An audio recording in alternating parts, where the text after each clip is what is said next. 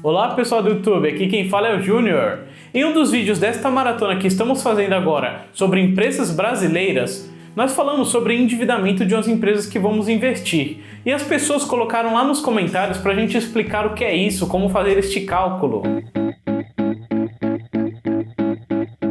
Conceitualmente, dívida bruta é a soma de todas as obrigações financeiras que uma empresa possui. Isto é, todas as dívidas, aqueles valores que ela deve para alguém, a soma disso tudo, e que necessitam ser devidamente quitadas em algum prazo. E nesta soma nós vamos incluir as dívidas de curto prazo e as de longo prazo. Esse conceito de curto prazo eu vou deixar de um jeito mais simples, mas ele é um pouco mais complexo que isso.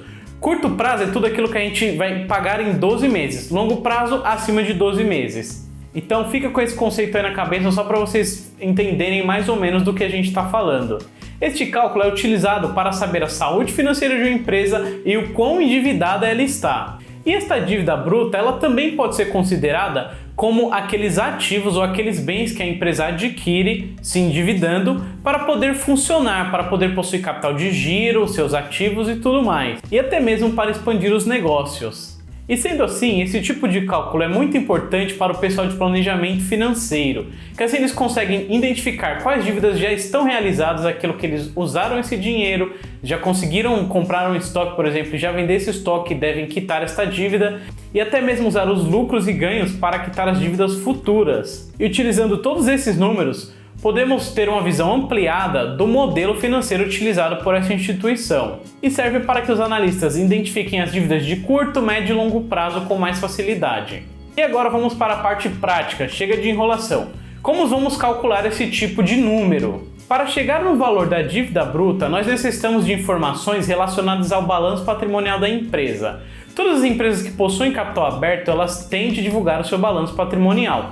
E com certeza você vai achar isso com bastante facilidade, dando um Google simples aí, balanço patrimonial Magalu, ano 2019, balanço patrimonial último trimestre da Petrobras. Então a gente consegue encontrar isso bem fácil na internet, no próprio site das empresas tem essa informação, geralmente lá nos serviços. Desta forma, a dívida bruta é calculada mediante as dívidas da empresa durante um curto período de tempo, com as dívidas adquiridas para longo prazo. Sendo assim, será possível identificar o seu endividamento sobre o seu PL, sobre o seu patrimônio líquido, seguindo a seguinte fórmula. Vai parecer bem simples, mas dívida bruta é igual a dívidas de curto prazo mais dívidas de longo prazo. E através desse cálculo a gente consegue identificar se as dívidas da empresa ou seu endividamento da empresa é maior que o seu próprio PL, quando a gente realiza a comparação entre esses dois números.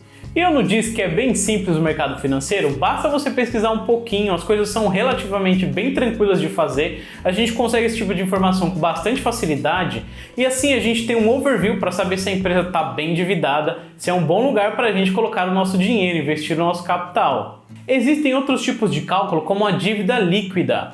E qual a diferença entre a dívida líquida e dívida bruta? Este primeiro cálculo que fizemos nos possibilita uma visão geral dos passivos da empresa, que vão englobar o passivo circulante e o não circulante. E como eu disse, existem outros indicadores que auxiliam a gente a identificar os endividamentos e a saúde financeira da empresa. E agora vamos entrar em um deles. Um desses indicadores fornecidos pelo mercado financeiro é a dívida líquida, que consegue verificar o quantitativo de dívidas que a empresa possui versus o valor disponível em caixa no momento de quitar essas dívidas. Ou seja, enquanto a dívida bruta representa todas as dívidas da empresa, tudo que ela tem que pagar, tudo que ela deveria pagar hoje para não ter nenhum dever ou nenhum valor a pagar para ninguém no futuro, a dívida líquida considera este mesmo cálculo, porém liquidando o saldo do caixa no momento de pagar essas dívidas. E como vocês viram, este é um cálculo bem simples e ele possui algumas limitações sim.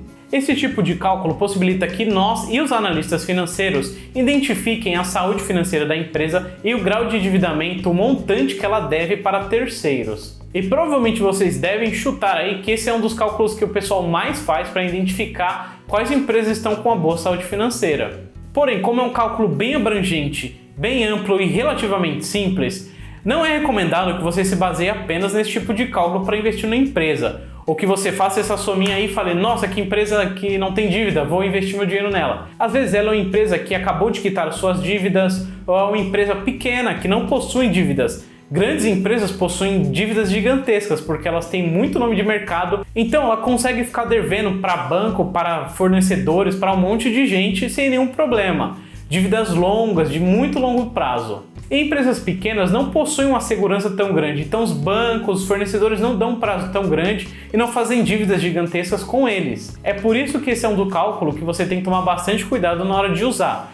É muito bom de utilizá-lo, mas não use só ele para investir em uma empresa, para analisar a saúde financeira de uma. E se vocês gostaram desse tipo de vídeo, eu recomendo que você se inscreva aqui no canal, deixe o like, porque vamos trazer outros vídeos mostrando outras milhares de ferramentas para cálculos financeiros, para vocês virarem craques, analistas feras aí do mercado financeiro, saber onde investir o seu dinheiro para ele trabalhar para você, em busca da sua liberdade financeira e independência também. Obrigado por assistir até aqui. Tchau!